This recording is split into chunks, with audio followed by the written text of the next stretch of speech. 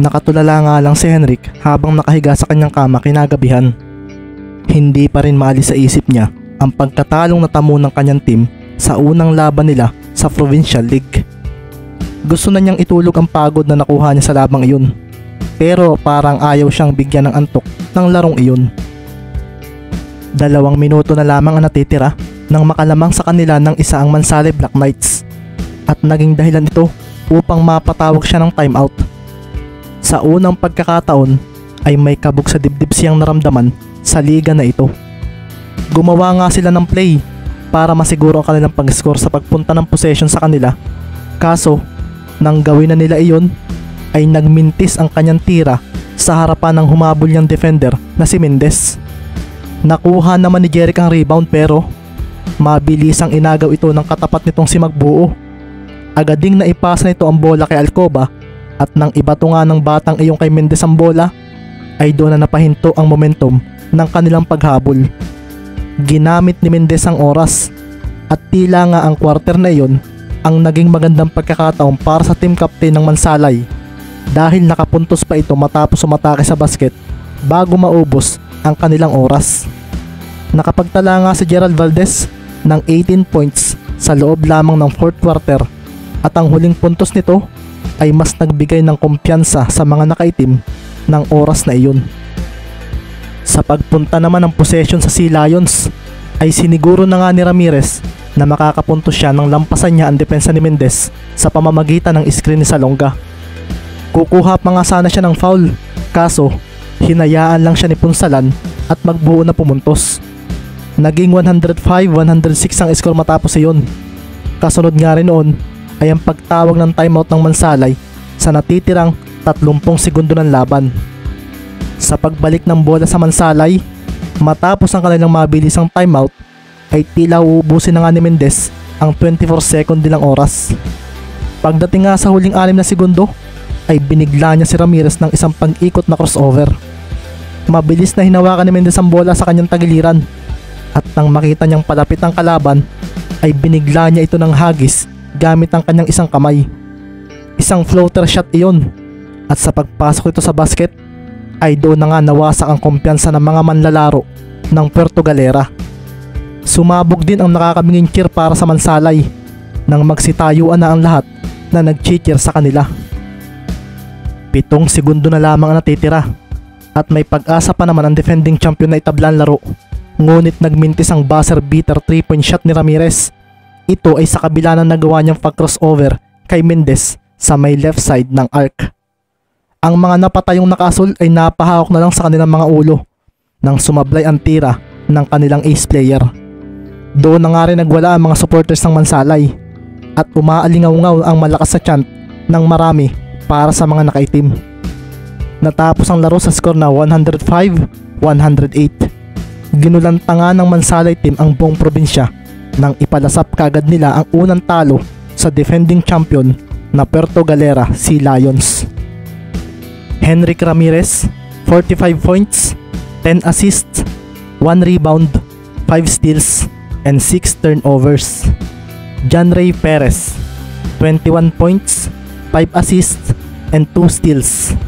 Jeric Salonga, 14 points, 10 rebounds, 1 steal, 2 blocks, and 1 turnover. Ricky Mendez, 39 points, 11 assists, 1 rebound, 7 steals, 4 blocks, and 6 turnovers. Gerald Valdez, 25 points, 2 steals, 1 block, and 3 turnovers. Kahit pa nga sabihing nakapagtala ng 45 points ang current MVP ng liga, ay hindi ito naging sapat para manalo sa kalaban nilang Mansalay. Panlulumo sa mga mata ng mga manlalaro ng Sea Lions ang makikita ng tumunog ang buzzer, at si Henrik ay makikitang nakatulala lang sa basket ng sandaling iyon. Hindi niya alam kung ano ang magiging reaksyon niya sa nangyayaring ito. Sigurado siyang pagtatawanan naman daw siya ni Knight Abad dahil sa kahiyahiyang pagkatalong ito. Mula naman sa likuran niya ay makikita ang mga pagod niyang kasamahan na mas lalong nanghina dahil sa resulta ng laban. Wala nga silang magawa kundi ang panoorin ang pagsasaya ng mga nakaitim ng jersey sa kabilang bahagi ng court. Ipinikit na nga muli ni Henrik ang kanyang mga mata at parang may kung anong sakit sa kalooban ang kanina pa niyang iniinda dahil sa nangyaring iyon. Nag-deactivate nga rin siya ng kanyang social media accounts dahil sa pagkatalo nila at sana raw bukas ay maging okay na siya. Hindi niya inaasahan na makakaramdam siya ng ganito sa isang pagkatalo na dati na rin namang niyang nararanasan noong nagsisimula pa siya. Isama pa nga ang mga talo niya sa kanyang kapatid na si Knight. Kakaiba ang pagkatalong ito. Hindi ko alam kung bakit, pero hindi na pwedeng maulit ito sa sunod naming mga laro. Sabi pa nga ni Henrik sa kanyang sarili na susubukan na muling makatulog sa ika-10 pagkakataon niyang sinubukan ngayong gabi. Matapos nga rin ang labang iyon ay hindi na nga nakita ng team ng Mansalay si Henrik Ramirez. Ito lang ang tanging wala nang magkamayan na sa gitna mga manlalaro. Nagpasalamat nga sa isa't isa ang mga players ng dalawang team. Si Jeric Salonga nga ay maganda ang ngiti kay Mendez nang kamayan niya ito. Nagpasalamat siya, pero siniguro rin ng sentro ng Sea Lions na magiging aral ito sa kanila na hindi na pwedeng maulit sa susunod na mga laban. Magaling ka Mendez, at natutuwa akong nakalabang ka namin. May ngiting wika pa nga ni Jeric kay Ricky na makikitang pawisang-pawisan at tila gusto nang mahiga ng katawan dahil sa pagod. Sa muli naman pagharap nila ni Carlo Ibanez ay masayang nagngitian ang dalawa. Parang hindi ka nagpahinga ng ilang taon Ricky. Yung skills mo sa loob ng court nag-improve palalo. Wika nga ni Carlo kay Mendez na parang mapapangiting hindi sa papuring iyon. Hindi yung ganoon pre, ewan ko ba? Baka tsamba lang siguro. Hindi ko na nga naisip kung paano ako nakagawa ng 39 points sa labang ito. May pagtawa pang sagot ni Mendez at si Ibanez naman ay lalong napangiti dahil hindi pa rin daw nagbabago ang personality nito mula noon. By the way pre, nag-text nga pala ako sa'yo dati. Nag-miss call din. Kung may naalala ka na English text, ako iyon. Ang totoo ay plano ko sanang magpakilalang babae noon. Sabi kasi ni Sir Mover ay pagtripan daw kita. Pag-amin nga rin ni Ibanez kay Mendez na parang napaisip nang marinig yun. Kaso bigla ko ring naisip na baka may girlfriend ka na makakabasa, kaya hindi ko itinuloy. May pagtawa pang wika ni Carlo na nagpaalam na rin kay Mendez. Babawi na lang daw sila sa sunod na magkaharap sila. Kahit nga nagsimula na ikatlong laban sa loob ng venue, ay ang main topic pa rin ng mga manonood ay ang second game na natapos. Halos na puno nga ng newsfeed tungkol sa pagkatalo ni Henrik ang social media ng mga taga-Oriental Mindoro matapos ang larong iyon. Kumalat na rin sa marami ang tungkol sa bagong player ng Mansalay na si Mendez. At talaga namang lahat ng mga napanood itong maglaro ay napahanga niya ng kanyang magawang makipagsabayan kay Henrik Ramirez. So what will you do now Ricky? Mukhang after ng game na ito ay famous ka na sa buong Oriental Mindoro. Game 1 pa lang kasi ay nagpakitang gilas ka na. Mahinang winika nga ni Andrea sa kasama niyang si Ricky. Nasa biyahe na nga sila at kotse ng dalaga ang kanilang gamit. Nakasunod din sa kanila ang sinakyan ng kanyang mga players ng Mansalay dahil papakainin ni Andrea ang mga ito sa kanyang Korean resto ng libre. Nasa loob nga rin ng sasakyan ni Andrea sina Ate Lorna at si Kat na excited na ring magsangyup na wala raw sa Mansalay. Mula naman sa van na sinasakyan ng mga players ng dalaga ay makikita nga si Gerald na nakatanaw lang sa labas ng bintana habang nasa biyahe. Hindi mawala sa labi niya ang ngiti sa nangyaring pagkapanalo nila kanina. Ito nga rin ang unang beses na nakaramdam siya ng isang napakasarap na pagkapanalo, lalo na nga't ang defending champion ang kanilang pinadapa. Akala ko hindi ito mangyayari, pero totoo nga, tinalo namin si Ramirez. Sabi niya sa sarili at pasimple namang nakatingin sa kanya si Andrew na masaya rin dahil nakita rin daw niyang nag-enjoy ang kanyang kapatid na maglaro ng basketball. Nakita nga niya ito kaninang last quarter. Ito nga ay nang tulungan nito ang kanyang coach Mendez na talunin ang Sea Lions. Ito na ba Terence, ang Mendez Magic? Mahina pang ang tanong ni Andrew sa kanyang katabi na hindi pala siya naririnig. Abala kasi ito sa pakikipag-usap ng English ang gamit kay Dwayne Alcoba. Napailing na nga lang si Andrew dahil kanina pa raw siyang nagsasalita kaso hindi pala naririnig ng kanyang katabi.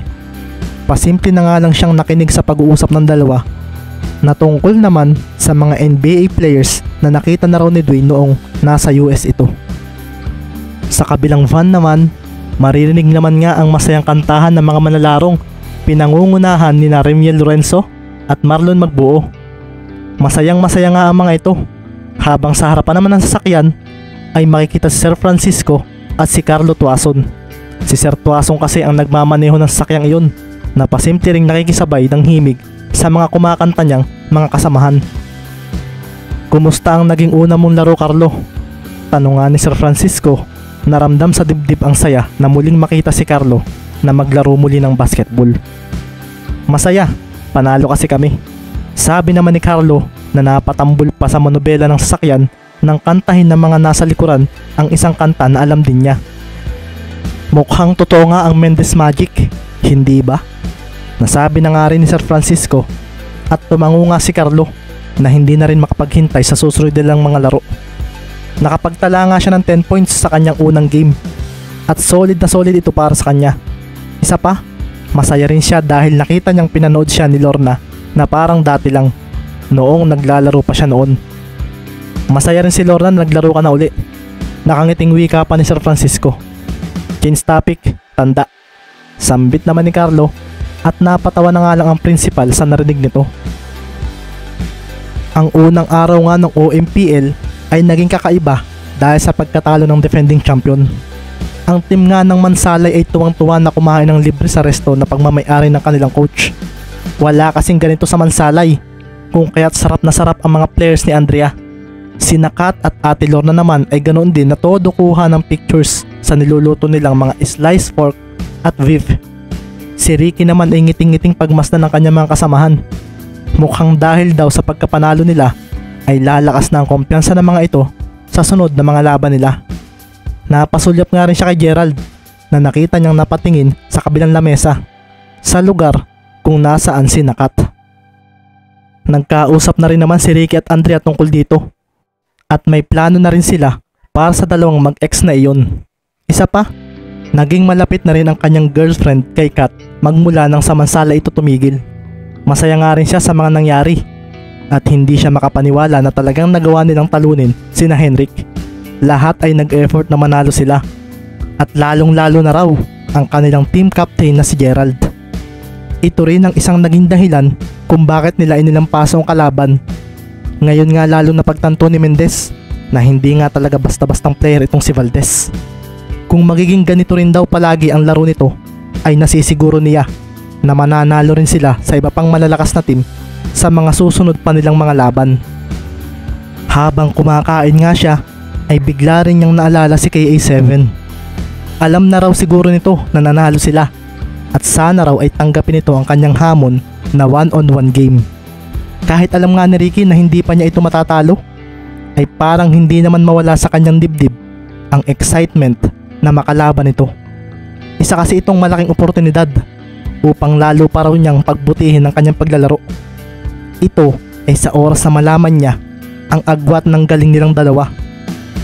Gusto ko ring ipaalam sa kanya na kahit ganito ako, ay kaya ko pa rin sa kanyang makipagsabayan. Sabi pa nga ni Ricky sa sarili, at pagkatapos nito ay isinubo na niya ang isang dahon ng lettuce na may lamang sliced pork na kinuha niya sa umuusok na lutuan nila sa gitna. To be continued.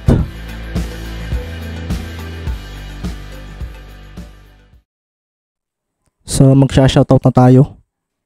Shoutout kay Kenelyn Fernandez, William Martinez, Antonio Dumalaos, Sutenya Magbanwa, Krisha Paligutan, Emilia Manzano, Erwin Abong, Ram Chris Metante, Donna Olimpo, Remnel Rodrigo, Carol Abiuan, Saif Lau, Juan Tubali, Jose Tampoco, Rar Alpay, Jeffer Dolar, Justin Bulan, Arnold Deligero, Ferdinand Lagaw, Rex Oybar, Charlie Ruiz, at kay Sir Carlo Magat na nag-donate ng 50 pesos sa ating YouTube update nung nakaraan. Thank you.